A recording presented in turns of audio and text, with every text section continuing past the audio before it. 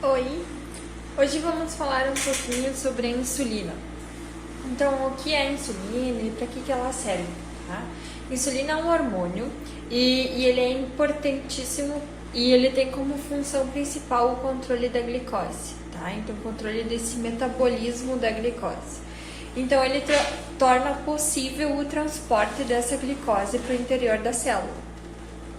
Quando essa insulina está funcionando normalmente, né, ela tem um papel de promover também a saciedade. Então, o ponto em que a gente se sente satisfeito, né, ao terminar uma refeição. Ela também é importante nesse ponto, né? Ela acaba sinalizando o corpo que essa célula já tem combustível suficiente dentro dela.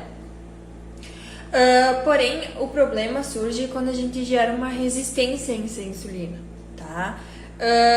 Aí, o nosso cérebro, especificamente, ele acaba não recebendo mais a mensagem que a insulina está tentando transmitir.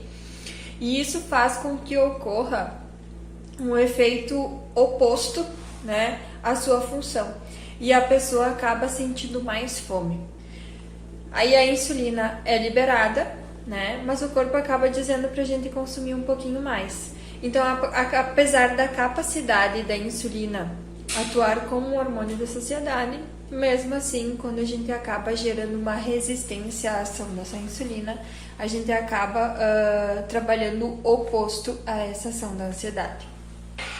Mas mesmo que a gente não seja resistente à insulina, que a gente não tenha essa resistência à insulina, o excesso dela sendo liberado de uma forma frequente, né, através de um consumo alto da quantidade de açúcares, de farinhas brancas, bolos, bolachas, pães, né, o açúcar que a gente coloca no cafezinho, o refrigerante, os sucos, os produtos processados, né, isso acaba trabalhando o processo de emagrecimento, porque ele gera um grande impacto, esse excesso de insulina, e a sinalização ela acaba convertendo esse excesso de açúcar em triglicerídeos, né? Que são armazenados nas nossas células de gorduras, nos nossos adipócitos, tá? Então, ou seja, esse consumo rico em alimentos com açúcares, né? Forma uma sobrecarga de liberação de açúcar na nossa corrente sanguínea e, consequentemente, esse aumento dessa produção da insulina, tá?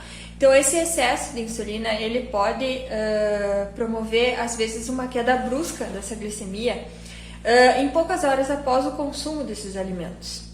O que faz a gente acabar sentindo fome novamente, então, porque tinha uma liberação de glicose muito alta na corrente sanguínea, e daí foi metabolizado, foi levado para a célula como fonte de energia, e tem uma queda muito brusca, que pode causar uma hipoglicemia de rebote, então uma sensação de cansaço, sintomas semelhantes a uma hipoglicemia mesmo, essa queda da glicose.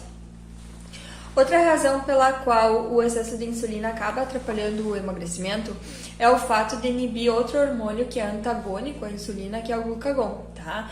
Esse glucagon ele tem a capacidade de enviar mensagens para células, inclusive para células de gordura, para acabar liberando essa energia que está armazenada.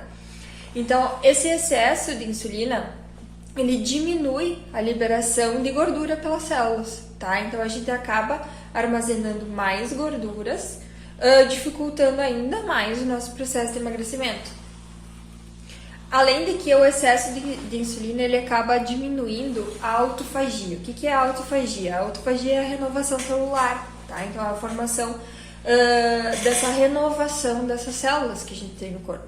Então, quando a gente diminui essa autofagia das células, essas células acabam não funcionando bem, tá? Então, o que faz com que esse metabolismo fique cada vez mais prejudicado. Então, uma dessas razões é que as pessoas sentem uma maior retenção de líquidos quando a gente consome esses alimentos com uma alta carga de glicose. Normalmente a gente nota isso depois do final de semana, que a gente consome alimentos fora da nossa rotina e a gente se sente mais inchado. Isso é devido porque a insulina ela tem a função de reduzir o potássio no sangue, né? E acaba diminuindo a excreção de sódio pelos rins, né? A excreção do sal pelos rins. Então, por isso que a gente acaba ficando mais inchado mesmo. Então a insulina ela tem esses papéis. E quando a gente mantém o nível de insulina sempre muito alto na nossa corrente sanguínea, a gente vai acabar dificultando o processo de emagrecimento, porque o emagrecimento ele só vai ocorrer quando não tem energia disponível aí para essa célula e que o nosso corpo vai ter que ativar o glucagon, né, para ativar essa liberação de células de gordura durante esse processo de emagrecimento, para aí sim então gerar o emagrecimento, até porque o emagrecimento é a utilização das células de gordura do nosso corpo, né, e não a redução do peso que a gente nota às vezes na balança.